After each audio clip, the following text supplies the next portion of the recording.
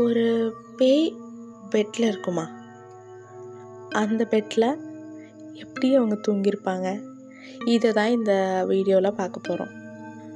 ஸ்ரேயா ஒரு 6 months ப்ரெக்னெண்ட்டாக இருக்காங்க.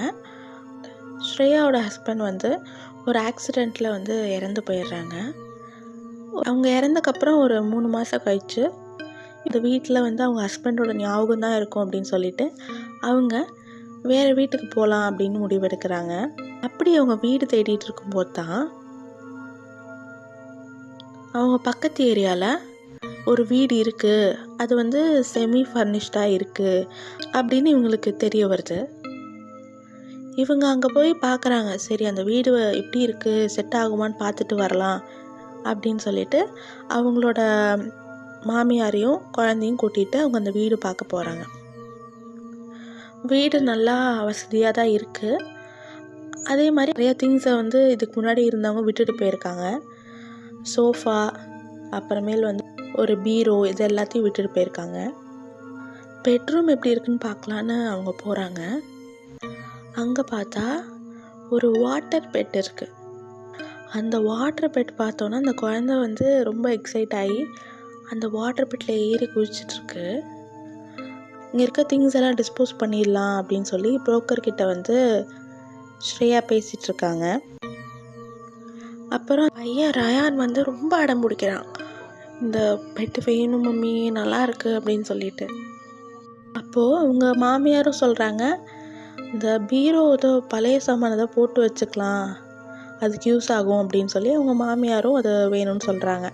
சரி, அப்போ இந்த சோஃபா மற்ற திங்ஸ் எல்லாமே டிஸ்போஸ் பண்ணிடலாம் அப்படின்னு அவங்க பிளான் பண்ணுறாங்க. ஸ்ரேயாவும் அவங்க மாமியாரும் வெளியே போய் பக்கத்தில் நெய்பர்ஸ் கிட்ட எல்லாம் பேசலாம் அப்படின்னு சொல்லி வெளியே போய் பேசிகிட்டு இருக்காங்க. இந்த குழந்தை மட்டும்தான் அந்த பெட்லேயே உட்காந்து விளையாண்டுட்டுருக்கு. அந்த வாட்டர் பெட்டை அந்த குழந்தை தட்டி தட்டி விளையாண்டுட்டுருக்கு.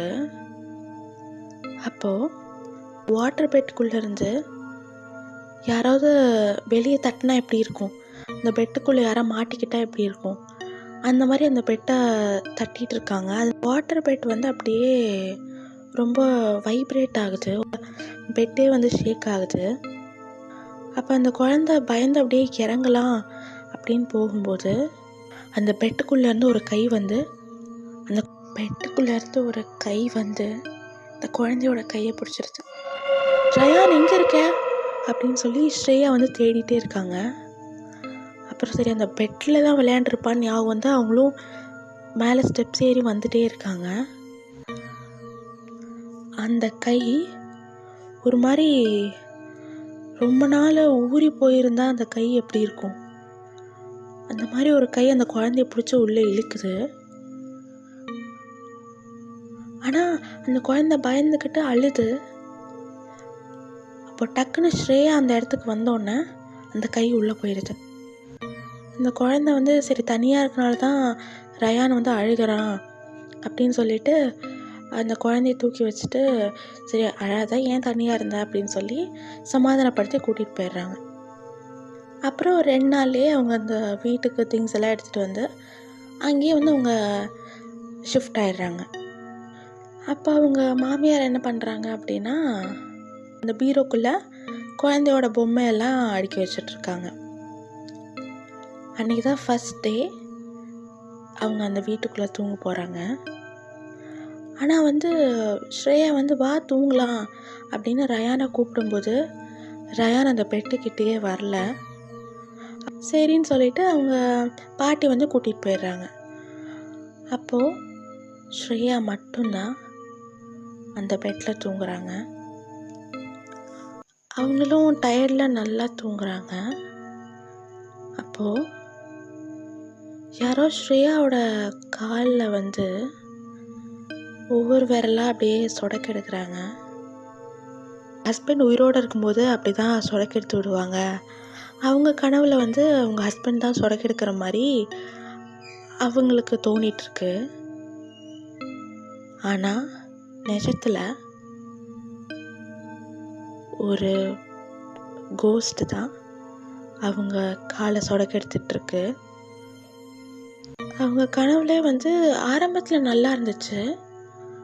ஆனால் போக போக ரொம்ப வலிக்கிற மாதிரி காலை இழுக்கிறாங்க. அப்போது அவங்க கனவுல அவங்க ஹஸ்பண்ட் வந்து சொடக்கெடுத்துட்டு இருந்த மாதிரி இருந்த அந்த உருவம் கொஞ்சம் கொஞ்சமாக ஒரு பேய் மாதிரி வருது. ஒரு பேயோட உருவமாக மாறிட்டு இருக்கு. அதை பார்த்து அவங்க டக்குன்னு கனவுலேருந்து எந்திரிச்சிடுறாங்க. எந்திரிச்சு பார்த்தா அங்கே யாருமே இல்லை. ஆனால் அவங்க கால் ஃபுல்லாக ஒரு மாதிரி ஈரமாக இருக்கு. அவங்க எந்திரிச்சு பார்த்தா அவங்க கனவுல அவங்க ஹஸ்பண்ட் உட்கார்ந்துருந்த இடம் ஈரமாக இருக்கு. இதெல்லாம் பார்த்துட்டு அவங்களால என்ன ரியாக்ட் பண்ணுறது அப்படின்னே தெரியல. இந்த வீடை பற்றி ஒரு சரியான அபிப்பிராயமே இல்லை. சரி, அன்னைக்கு நெய்பர்ஸ் கிட்ட பேசும்போதும் அவங்க ஒரு மாதிரி மழுப்பினாங்க. இன்னொரு ஆப்போசிட்டில் இருக்க வீடு வந்து அன்னைக்கு பூட்டி இருந்துச்சு. அந்த ஆப்போசிட் வீட்டில் இருக்கவங்க கிட்ட இந்த வீடை பற்றி கேட்கலாம் அப்படின்னு அவங்களுக்கு ஒரு ஐடியா வருது. அப்புறம் அன்றைக்கி அவங்க அப்படியே தூங்கிடுறாங்க. நெக்ஸ்ட் டே மார்னிங் வந்து ஸ்ரேயா வந்து வேலைக்கு போயிடுறாங்க. ரயான் ஸ்கூலுக்கு போயிடுறாங்க. ஆனால் ரயானோட பாட்டி மட்டும்தான் அந்த வீட்டில் அன்றைக்கி தனியாக இருக்காங்க. அவங்க பெட்ரூம்லேருந்து அந்த பீரோ வந்து நல்லாவே தெரியும். அவங்க படுத்து சும்மா ரெஸ்ட் எடுத்துகிட்டு அவங்க கொஞ்சம் கண்ணை திறந்து பார்க்குறாங்க. அந்த பீரோ லைட்டாக திறந்துருக்கு. சரி, ஒழுங்காக பூட்டியிருக்க மாட்டோம் அப்படின்னு நினச்சி மறுபடியும் கண்ணை அசர்றாங்க. அப்போது கொஞ்சம் லைட்டாக கண்ணை திறந்துருக்கும்போது அந்த பீரோக்குள்ளேருந்து ஒரு கருப்பான உருவம் அந்த பீரோக்குள்ளேருந்து ஊழ்ந்துட்டு அப்படியே வெளியே வருது. அதை பார்த்தோன்னே அந்த பாட்டிக்கு என்ன பண்ணுறதுனே தெரியல. கடவுளே கடவுளே கடவுளே அப்படின்னு சொல்லிட்டு அப்படியே கண்ணை அடைச்சிட்டு படுத்துடுறாங்க. அப்படியே அந்த பாட்டி பகலில் தூங்கிடுறாங்க. ஒரு 2 மணி நேரம் கழித்து அவங்க முழிச்சு பார்க்கும்போது அந்த பீரோ அடைச்சிருக்கு. சரி, நம்ம தான் ஏதோ கொஞ்சம் பயந்துட்டோம் அப்படின்னு நினச்சி அந்த பாட்டியை விட்டுடுறாங்க. பேரனுக்கு வந்து ஏதாவது சொட்டர் பின்னி போடலாம் அப்படின்னு சொல்லிட்டு நூல், ஊசி அதெல்லாமே வந்து அந்த பீரோக்குள்ளே தான் வச்சுருக்கோம் அப்படின்னு இந்த பீரோவை கொஞ்சம் பயத்திலேயே திறக்கிறாங்க. அப்படி திறந்தோன்னே உள்ளே எதுவுமே இல்லை. அவங்க அந்த நூல், அந்த பொம்மை அதெல்லாம் தான் இருக்குது. அதை எடுத்துகிட்டு அப்படியே திரும்புகிறாங்க.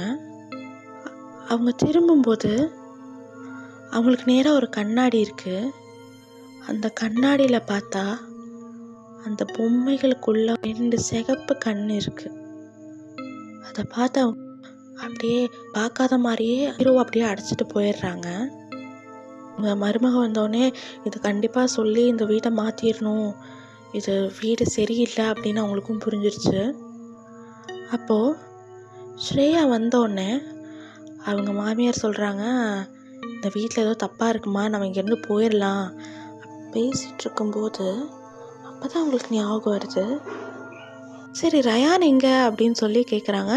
நான் தான் அவனை ஸ்கூல்லேருந்து கூட்டிகிட்டு வந்தேன். வர வழியில் ஒரு பொம்மை வேணும்னு ஒரே அடம், அதையும் வாங்கி கொடுத்துட்டு கூட்டிகிட்டு தான் வந்தேன். இங்கே தான் இருப்பான்.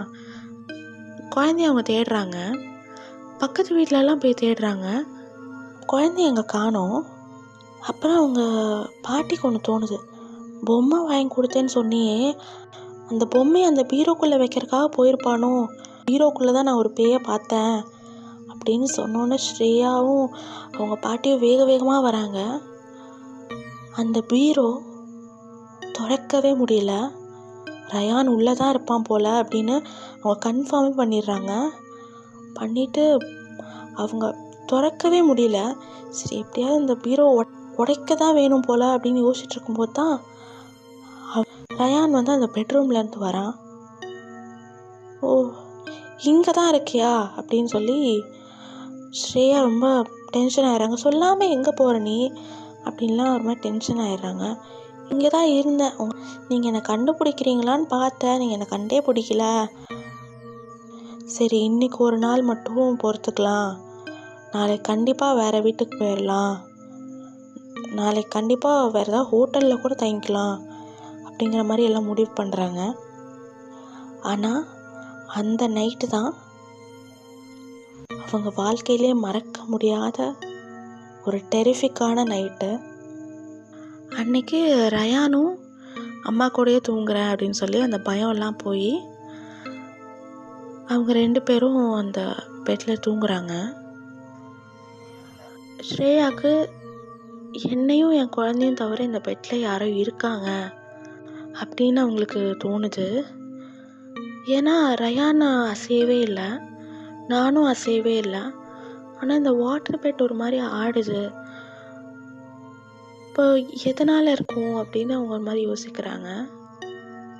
அப்புறம் கொஞ்ச நேரத்தில் அப்படியே தூங்கிடுறாங்க.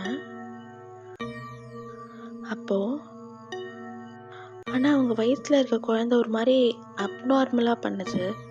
பேபி பம்ப் இருக்கும்ல, அது யாரோ தொடுற மாதிரி அவங்களுக்கு ஒரு ஃபீல் வருது. அப்புறம் அவங்க தூக்கத்துலேருந்து எந்திரிக்கவே இல்லை. அவங்க பேபி பம்பை யாரோ அப்படியே தடவி கொடுக்குற மாதிரி தோணுது. அவங்க தடவி கொடுக்குற அதே நேரத்தில் உள்ள இந்த குழந்தை ரொம்ப அன்ஈஸியாக ஃபீல் பண்ணுது, ஒரு மாதிரி அசைவு கொடுக்குது. அதனால் ஸ்ரேயாவுக்கு ஒரு மாதிரி வலி தான் வருது. அவ்வளோ ஃபேன் வந்து அவ்வளோ ஸ்பீடில் வச்சுருந்தாலும் ஸ்ரேயாவுக்கு ஒரு மாதிரி வேர்க்குது. இதெல்லாம் ஒரு பக்கம் நடந்துட்டு இருக்கும்போது பாட்டி வந்து தூக்கம் வராமல் ஒரு மாதிரி கண்ணை மட்டும் கொஞ்சம் மூடி இருக்காங்க. அப்போ அவங்களுக்கு அந்த பீரோவை திறக்கிற சத்தம் கேட்குது. அப்போ அவங்க அந்த இருட்டில் அவங்களுக்கு எதுவுமே தெரியல. அப்போ அவங்க கடவுளே கடவுளேன்னு அவங்க மறுபடியும் வேண்ட ஆரம்பிக்கிறாங்க. அப்போ கொஞ்ச நேரத்தில் அப்படியே பயந்துட்டே கண்ணை லைட்டாக திறந்து பார்க்குறாங்க. ஏதோ ஒரு உருவம் சிகப்பு கண்ணை வச்சுட்டு ஒரு மாதிரி கீழே ஊர்ந்து ஊர்ந்து அவங்க பக்கத்தில் வந்துட்டுருக்கு. அவங்களால எந்திரிக்கவும் முடியல. அப்படியே அவங்க எந்திரிச்சாலும் அந்த அந்த டோர்கிட்ட தான், அந்த வழியாக தான் போய் ஆகணும். ஆனால் அந்த பேய் கொஞ்சம் கொஞ்சமாக ஊர்ந்து இந்த பாட்டிக்கிட்ட வருது. அவங்க எப்படியா கண்ணை மூடிட்டு கடவுளே இது பொய்யா இருக்கணும் பொய்யா இருக்கணும்னு வேண்டிகிட்டு இருக்காங்க. அப்போது பக்கத்தில் வந்தோன்னே அது ஒரு மாதிரி எந்திரிச்சு நிற்குது. அப்போது எந்திரிச்சு அப்படியே அந்த பாட்டியோட மூஞ்சுக்கிட்ட அந்த 2 சிகப்பு கண்ணு மட்டும்தான் அவங்களுக்கு தெரியுது. அந்த 2 சிகப்பு கண்ணும் அப்படியே வருது, வந்து பக்கத்தில் அப்படியே பார்க்குது. உடனே அந்த பாட்டிக்கு வந்து மூச்சு இழுத்து இழுத்து வாங்குது. கொஞ்சம் கொஞ்சமாக அந்த பாட்டியோட உயிரை அந்த பேய் எடுக்குது. இங்கே ஸ்ரேயாவுக்கு வந்து ஒரு மாதிரி வேர்த்து ஈஸியாக இருக்காங்க. அப்போ அவங்க முழிச்சு பார்க்குறாங்க, ரயான் தூங்கிட்டே இருக்கான். அப்போது ரயான் பக்கத்தில் யாரோ படுத்திருக்காங்க. அந்த ரூமில் ஒரு நைட் லைட் மட்டும் போட்டிருப்பாங்க. அந்த லைட்டில் அந்த பேய் உருவம் அப்படியே தெரியுது. அது அந்த சைடு திரும்பி படுத்திருக்கு. அந்த உருவம் எப்படி இருக்குன்னா, ஒரு மாதிரி தோலெல்லாம் உறிஞ்சு ரொம்ப நேரம் தண்ணியில் விரல் வச்சுருந்தா எப்படி இருக்கும், ஒரு மாதிரி ஊறி போயிருக்கும்ல, அந்த உடம்பு ஃபுல்லாக அந்த ஊறின மாதிரி தான் இருக்குது. அதை பார்த்து ஸ்ரேயாவுக்கு உடம்பே நடுங்கிருது. அப்போ ரயானை மட்டும் தூக்கிட்டு அப்படியே ஓடிடலாம் அப்படின்னு அவங்க முடிவு பண்ணுறாங்க. இப்போ ரயானை தூக்கிட்டு அவங்க ஓடலான்னு முயற்சி பண்ணும்போது, ரயானை தூக்கும்போது அந்த உருவம் திரும்பிடுது. திரும்பி ரயானை பிடிச்சி இழுத்து அந்த பெட்டுக்குள்ளே போன மாதிரி இருக்கு.